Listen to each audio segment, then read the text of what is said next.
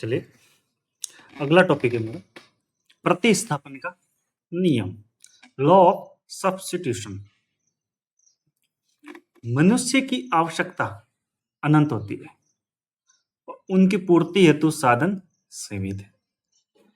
इन साधनों को विभिन्न वैकल्पिक प्रयोगों में लाया जा सकता है, मतलब अलग अलग विकल्प के रूप में उनका प्रयोग किया जा सकता है। तो उपभोक्ता को अधिकतम संतुष्टि प्राप्त करने के लिए अपने सीमित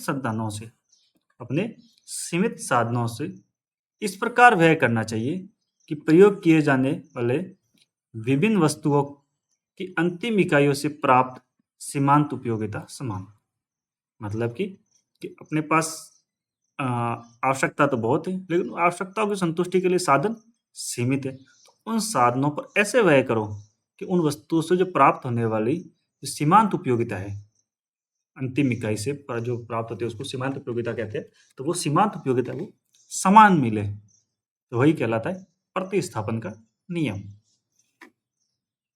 प्रतिस्थापन के नियम को अनेक नामों से जाना जाता है, जैसे कि समसीमांत उपयोगिता नियम, अधिकतम संतुष्टि का सिद्धांत, ये इसी के नाम है। प्रतिस्थापन जो सिद्धांत है उसी के नाम है समसीमांत उपयोगिता नियम, अधिकतम संतुष्टि का सिद्धांत, उपभोग का नियम, मितव्ययता का नियम, आय के आवंटन का नियम एवं आधुनिक अर्थशास्त्रियों ने इसने क्या नाम दिया है, आनुपातिकता का नियम।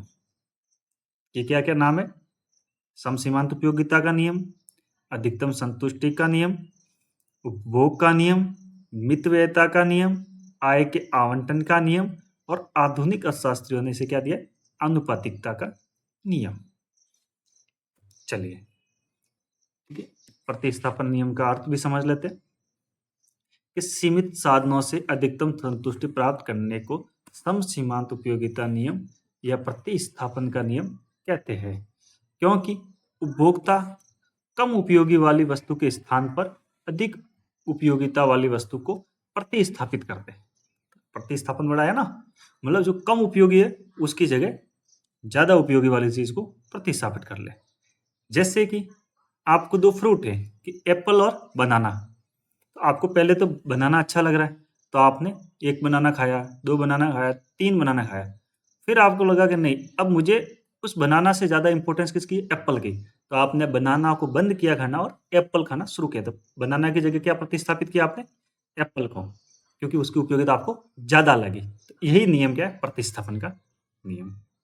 ठीक है, और भी देख लीजिए कि उपभोक्ता ऐसी वस्तुओं को छोड़ने का प्रयास करता है जिनसे उसे अपेक्षाकृत कम उपयोगिता मिल सकती है, तो उनको छोड़ देता है। जैसे बनाना कम उपयोगिता मिला तो उसको छोड़ देगा, और एप्पल ज्यादा मिला उसको ले लेगा, प्रतिस्थापित कर लेगा। ठीक है, तो यह नियम अर्थशास्त्र की आधारभूत सीमांत उपयोगिता ह्रास नियम पर ही आधारित है।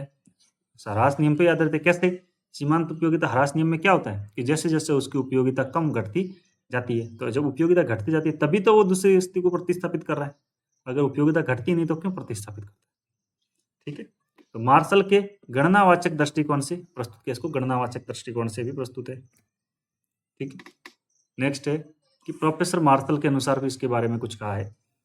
क्या कहा है कि यदि किसी व्यक्ति के पास ऐसी वस्तु है जिसे वह विभिन्न प्रकार से प्रयोग कर सकता है, तो वह इसका अनेक प्रयोगों में इस प्रकार वितरण करेगा कि इसकी सीमांत उपयोगिता प्रत्येक में समान हो।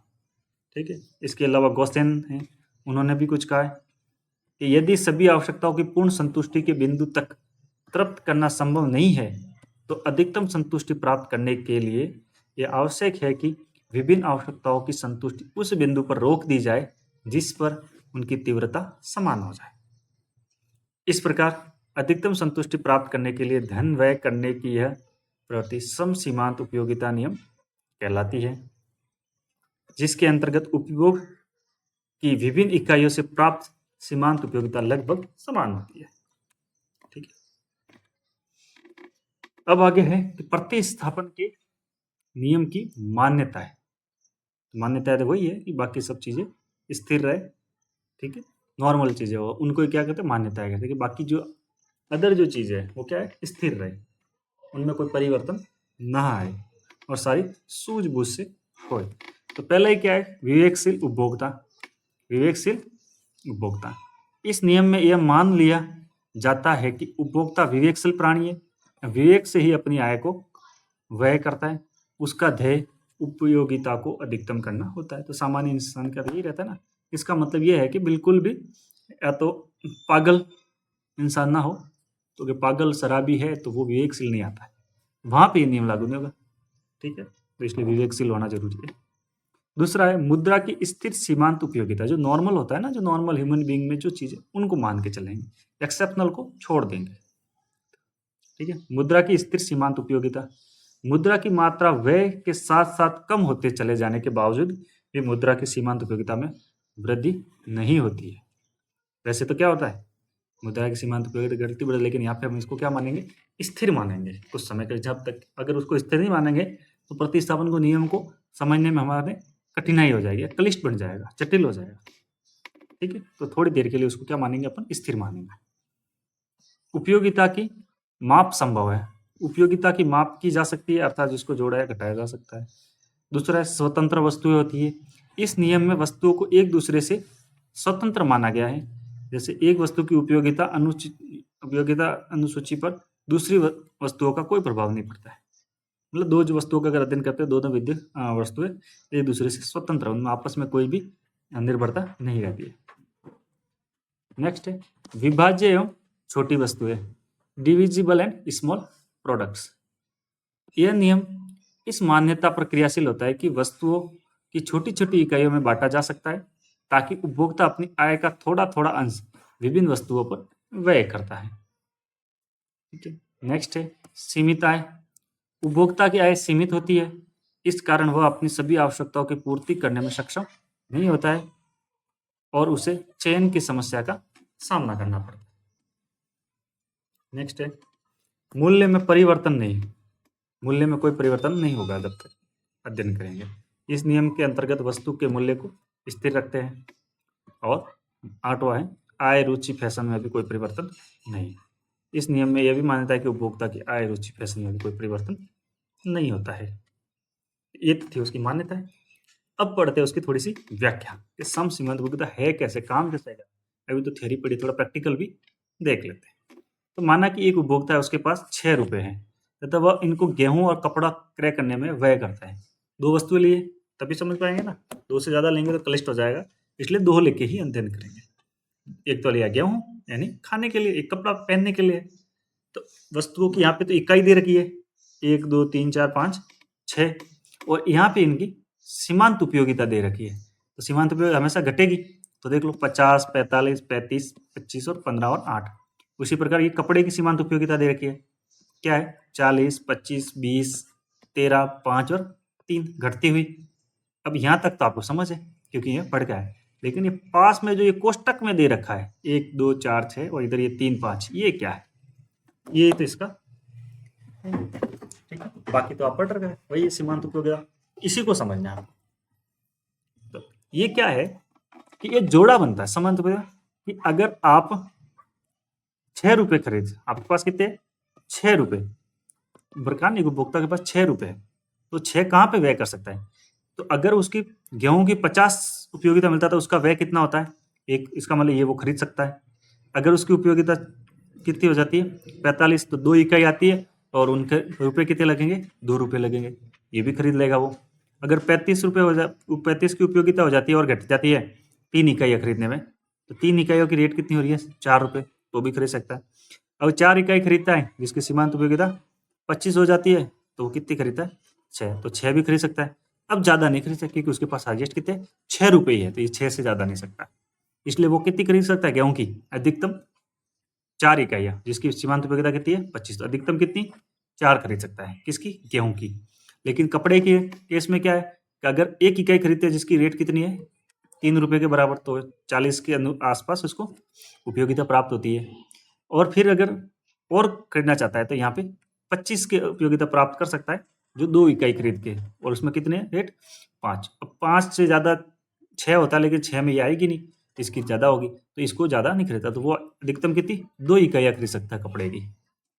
तो गेहूं की तो कितनी 4, और कपड़े की कितनी 2 इकाइयाँ ही खरीद सकती है। लेकिन दोनों की क्या है सीमांत उपयोगिता बराबर है। देखो इसकी 4 पे भी सीमांत उपयोगिता कितनी है 25, और इसकी भी 25। सीमांत सम सीमांत उपयोगिता हो गया ना। ठीक है, यही तो है। ठीक है, अब देखो कि गेहूं की 4 तथा कपड़े की 2 इकाई क्रय कर वह अधिकतम संतुष्टि प्राप्त कर सकता है। तो गेहूं से प्राप्त उपयोगिता कितनी हो जाएगी, जिससे ऊपर की 4 इकाई है ना, ये 50, 45, 35 और 25। 50, 45, 25 और 35।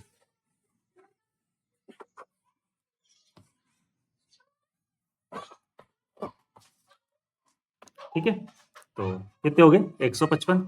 और कपड़े की कितनी खरीद सकता है, 2 ही। कितनी कितनी है, 46 और 25। तो 40 और 25 कितने हो गए 65। और टोटल उपयोगिता कितनी हो जाएगी, दोनों को प्लस कर दो। इन दोनों को प्लस किया तो क्या आ गया 220। ठीक है, तो कुल उपयोगिता कितनी मिलेगी उनको 220 के बराबर। सम सीमांत उपयोगिता की नियम की आधुनिक व्याख्या क्या है, आधुनिक व्याख्या को भी देख लेते हैं। आधुनिक अर्थशास्त्री प्रोफेसर बोल्डिंग ने मार्शल की उपयोगिता विश्लेषण की कमियों को दूर कर इस नियम की आधुनिक रूप से प्रस्तुत किया है। तो उसमें क्या माना है कि मुद्रा की सीमांत उपयोगिता स्थिर नहीं रहती है, नहीं रहती है। उन्होंने उसमें ये करेक्शन किया है। दूसरा क्या है, प्रत्येक वस्तु एक दूसरे से स्वतंत्र न होकर स्थानापन्न या पूरक होती है, एक दूसरे के सहायक होती है, बिल्कुल भी स्वतंत्र नहीं होती है। और तीसरा है कि प्रत्येक वस्तु का मूल्य एक समान न होकर अलग अलग होता है। मूल्य क्या होगा, अलग अलग होगा। ठीक है, अब उसको कैसे है तो देखिए, आधुनिक अर्थशास्त्रियों के अनुसार एक उपभोक्ता अधिकतम संतुष्टि प्राप्त करने हेतु सभी वस्तुओं से प्राप्त सीमांत उपयोगिता को बराबर न कर वस्तु से मिलने वाली सीमांत उपयोगिता तथा वस्तु के लिए चुकाए गए मूल्य का अनुपात बराबर होता है। इन्होंने क्या व्याख्या करी कि मिलने वाली सीमांत उपयोगिता और उससे चुकाए गए मूल्य का अनुपात है वो बराबर होगा। जैसे इन्होंने 3 वस्तुओं का लेके दिया है, एक्स वस्तु से प्राप्त सीमांत उपयोगिता और एक्स वस्तु का मूल्य, दूसरा वाई वस्तु से प्राप्त सीमांत उपयोगिता और वाई वस्तु का मूल्य, और जेड वस्तु का सीमांत उपयोगिता और जेड वस्तु का मूल्य। तीनों का अनुपात क्या बराबर, ये बराबर और अनुपात एक ही चीज होती है। ठीक है, तो इन तीनों का ये अनुपात है, ये क्या होना चाहिए, ये बराबर होना चाहिए। वही इसको मैथमेटिकल फॉर्मेट में दे दिया, एम यू एक्स बटे पी एक्स बराबर एम यू वाई बटे P Y, M U Z बटा पी वाई। इसी प्रकार जितने भी होंगी एम यू एन तक और पी एन तक, उन सबकी क्या होगी सीमांत उपयोगिता के इनका जो अनुपात है वो इक्वल होगा। ठीक है, एक और इसके फॉर्मेट में दे रखा है, क्या है, एक्स वस्तु की मात्रा और एक्स वस्तु का मूल्य प्लस वाई वस्तु की मात्रा वाई वस्तु का मूल्य, जेड वस्तु की मात्रा और जेड वस्तु का मूल्य। ठीक है, ये बराबर क्या हो जाएगा, इनकम। इसमें लिखा नहीं है, बराबर क्या है, आई, इनकम। इसी को मैथमेटिकल फॉर्मेट में दे रहा है, Q X into P X plus Q Y into P Y plus Q Z बटे into P Z equal to कितना आ जाएगा, इनकम, आय। ठीक है, हाँ, तो सीधी उसी बात है, इसमें क्या है। ठीक है, सभी जितनी वस्तु है और सभी का उनका मूल्य है, एक्स वस्तु की मात्रा और एक्स वस्तु का मूल्य, मतलब एक्स वस्तु पे कितनी खरीद व्यय कर रहा है, फिर वाई पे कितना व्यय कर रहा है, जेड पे, जब सभी पे जितना व्यय करेगा उसको टोटल करेगा तो वही तो उसकी इनकम है। और हम ये मान के सारे इनकम को क्या करता है, व्यय करता है। ठीक है, प्रोफेसर बोल्डिंग के शब्दों में व्यय का सर्वोत्तम वितरण वह होता है जिसके अंतर्गत व्यय की सभी मदों को भारित सीमांत उपयोगिता के बराबर होती है। अब भारित सीमांत उपयोगिता क्या है, तो वही सीमांत उपयोगिता में कीमत का भाग देते तो वो क्या आ जाएगी, भारित सीमांत उपयोगिता। ठीक है, सीमांत उपयोगिता में कीमत का भाग दे दो तो क्या आ जाएगा, भारित सीमांत उपयोगिता। ठीक है, अब देखो आधुनिक के अनुसार, जो पहले अपने अध्ययन किया वो तो कैसा था, क्लासिकल। अब है आधुनिक, जो भी परिभाषा दी जो मार्शल ने दी थी उनके अनुसार कैसे। तो माना कि एक उपभोक्ता के पास व्यय करने के लिए 60 रुपए, जिन्हें वह गेहूं कपड़ा और दाल पर व्यय कर, तीन लिए गेहूं कपड़ा और दाल पर व्यय करना चाहता है। इन वस्तुओं से प्राप्त सीमांत उपयोगिता मूल्य दे रखे हैं नीचे। तो ये तो इकाइयां ले ली, कितनी आ गई, 5 इकाइयां हैं, और 5 इकाइयों की, ये गेहूं है जिसकी रेट कितनी है, 9 रुपये प्रति इकाई। ये कपड़ा है जिसकी रेट क्या है, 6 रुपये प्रति इकाई। और ये दाल है जिसकी रेट क्या है, 3 रुपये प्रति इकाई। और ये इनकी क्या दे रखी है, सीमांत उपयोगिता। तो जैसे इसकी ये 65, 52, 42, 27, 15 घटेगी, 40, 36, 18, 11, 3, 15, 9, 6, 3 और 1। अब देखो 60 रुपये है, अब वो कैसे खर्च करें। अगर 1 इकाई खरीदता है गेहूं की, तो इसको कितने 9 रुपए लगेंगे, इसके 6 लगेंगे, इसके 3 लगे, तो इसके बहुत सारे जोड़े बने। ठीक है, जिसको क्या है, ये फॉर्मूला है, इस फॉर्मूले से निकाल सकते हैं। अभी निकाल सकते हैं ना, वही है ना जो अभी जो पीछे पड़ा था, ये वही फॉर्मूला है, ये वाला फॉर्मूला। ठीक है, इसी फॉर्मूले का यूज करके बनाएंगे। तो एम यू एक्स बटे P X, M U Y बटे P Y, M U Z बटे पी जेड, बराबर आगे एम यू एन तक जितना होगा वो करना है। तो एम यू एक्स कहाँ है, ये एम यू एक्स कितना है 65 और 1। अब देखो यहाँ पे एम यू एक्स 27 और ये 9 लिया है, क्यों लिया है, एम यू एक्स में हमें 27 क्यों लिया है, ठीक है, और ये 18 और 9, ठीक है, और इसमें है 9 और 3, मतलब ये 18 और 6 और ये 9 और 3। तो आप इसको देख सकोगे कि देखो 27 कहाँ से उठाया इसने, ये वाला, ठीक है, दूसरे में कितना है 18, 18 बटे 6 है ना, तो ये 18, और तीसरे में क्या है 9 बटे 3 है, तो ये 9। अब ये इन्होंने ऐसे क्यों उठाया, मन से उठाया, मन से नहीं उठाया। देखो अगर 9 रुपये इकाई है और अगर वो 4 खरीदता है तो 4 9 54 कितने होंगे, अगर एक खरीदता है तो 9 रुपये गेहूं की, या मैं रुपये आपको लिखता हूँ साथ साथ में, तब आप इसको अच्छे से देख लेंगे। जैसे इसकी खरीदता है तो कितने आ जाएगी 9 रुपये, 9 दूनी 18, 9 तिया 27, 9 चौक 36, ठीक है, 4 9 36 और 5 9 45, ठीक है। इस प्रकार इसकी लिखिए तो 6 एकम, मतलब पहाड़ा ही तो है एक तरह का, 12 या 18 चौक 24 और 6 पंजे 30, ठीक है। इसमें होगा 3 6 9 और 12 3 पंजे 15, ठीक है, तो ये इनके रुपए में है। अब इसका एक जोड़ा बनाना है, तो देखिए 36 18 और 6 इनको जोड़िए, कितना हो रहा है, कितना हो रहा है, देखिए 6 और 18 कितने हो गए 24, 24 और 36 कितने हो रहे 60, इन सब का योग करो, 36 18 और 6 कितना हो रहा है 60 हो रहा है, और यही तो 60 अपने है रुपए, इससे ज्यादा व्यय नहीं कर सकते ना, इसीलिए हमने ये लिए, है समझ, ठीक है।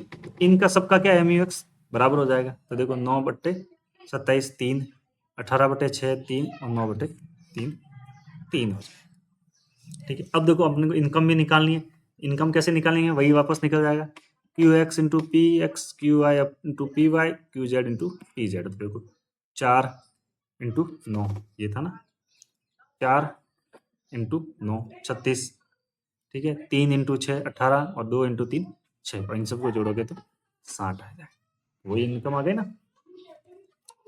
ठीक है। तो आज के लिए इतना ही, आगे का लेसन कल पढ़ेंगे।